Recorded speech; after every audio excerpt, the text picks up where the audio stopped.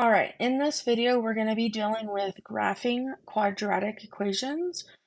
All right, we're specifically looking at the special case where if we compare our equation to that of the basic form of the equation, you'll notice that our equation doesn't have anything on the end, and it's also missing the parentheses, okay? When we're missing the parentheses, that means that we have no h value, which is the x in our vertex down here on the right side of your screen. Okay, and when we don't have anything being added or subtracted on the end, we are also missing that k value, which is the other part of the vertex. Okay, when we are missing both of those values, that means that our vertex is going to be 0, 0. So for this problem, we're going to start with identifying our vertex, which is the ordered pair 0, 0. Okay.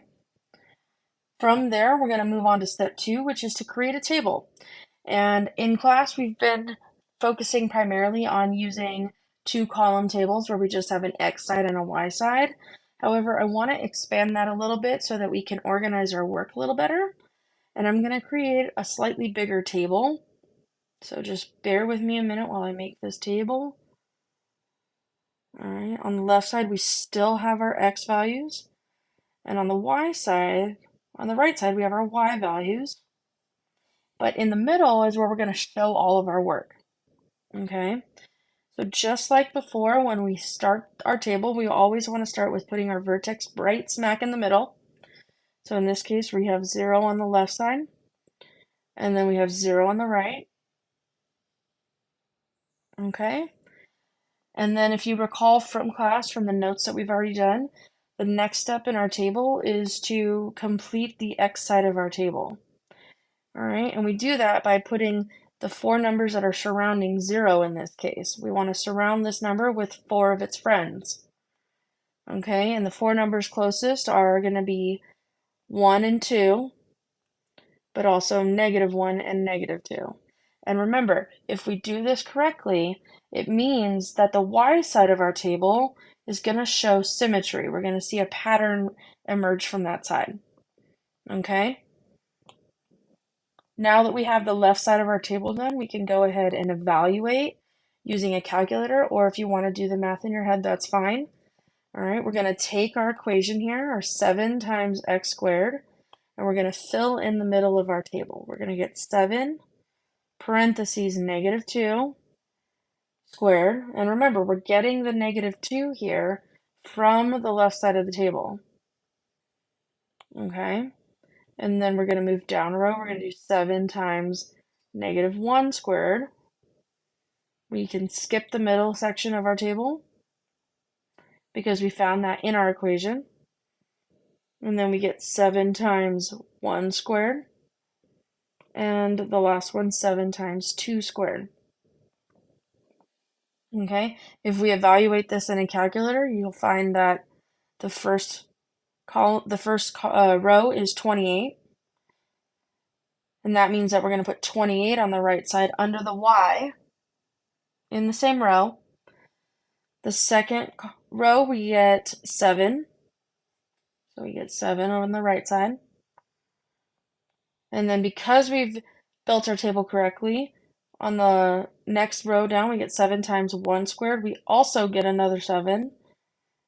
And then the last one, we get 28. 7 times 2 squared is 28. So we finish our table with 28.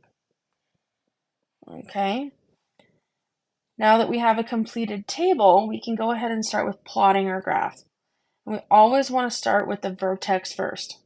Start with the vertex first. So in this case, our HK is going to be 0, 0. And then you'll notice on the right side of your table, 28 is a number that's too high. We can only go so far as 10. So for graphing this problem, we can actually plot the middle 3 points and get enough of a picture to be able to draw our parabola. So that's what we're going to do. We're going to plot the next 2 points, which are 1 and 7. 1 and 7. And -1 and 7. And then from there, we can complete our graph by drawing through our dots. Remember, our graph should be rounded. It shouldn't be straight lines. We're not building a V, we're building a U shape. And if your problem looks like this when you're done, you have done it correctly. You've done it correctly. So we get a happy face here because this is a perfect square example. Okay, now this is an example where our A value was a whole number, like 7 or 3 or 4. Okay, we have a 7 out here in front. But at the end of your IXL assignment that I gave you on Monday, you'll see that we've started to introduce when this front number is a fraction. And that changes how we build the X side of our table. Okay, so I want to look at one of those examples next. Okay, in this case, we're looking at f of x equaling 1/2 times x squared. Okay, so when we get to creating the table, that's when things change when we have a fraction. Step 1 stays the same. We're still starting with identifying our vertex. And just like before, we are missing something on the outside, or a k value, and we're missing parentheses, which means we're missing our house and our h value. So just like in the previous example, our vertex here is also going to be 0, 0.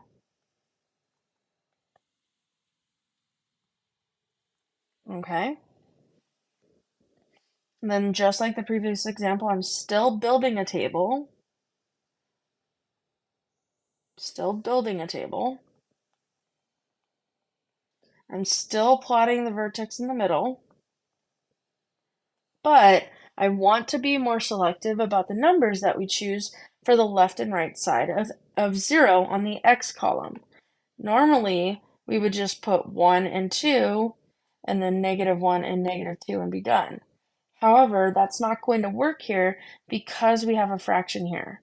So I want to choose numbers that I can easily multiply by that fraction and still get a whole number.